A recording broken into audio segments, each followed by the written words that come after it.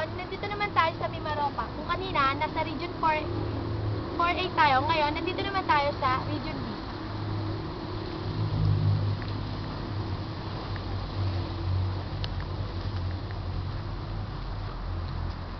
May ilang tatanungan tayo tungkol sa Mimaropa. Tatanungin po natin si Mr. Florida. Okay, Florida. May ilang katanungan lang po ako sa inyo. Ano po bang, saan po bang lugar ang pangunahing yamang mineral, pinagkukunang yamang mineral sa Mimaropa? Karamihan ng yamang mineral ay sa Mindoro, na tinatawag ding Mina de Oro o sa Ingles ay Mines of Gold.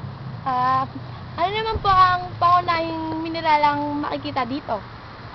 Madami makikita dito tulad ng ginto, pilak, copper, chrome at lime na ginagamit na simento at ang greenstone para sa ornaments.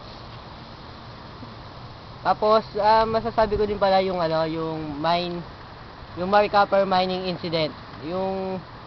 Kasi dito sa Mount Tapian or deposit, may nangyaring aksidente dito. Yung mga minero, nagtatapos sila ng mga dumi nila sa Kalankan Bay. Diyan lang yun, diyan. Malapit lang diyan. Yun nga, ang katubigan na yun, naging madumi. Dahil na din doon sa mga mineral na tinatapon doon. Yun lang ang mga masasabi kong informasyon. Maraming salamat, Mr. Florida. Ngayon, ako po si Cindy Madrigal, nag-uulat dito sa Region 4. Ngayon, tutungo naman tayo sa Region 5.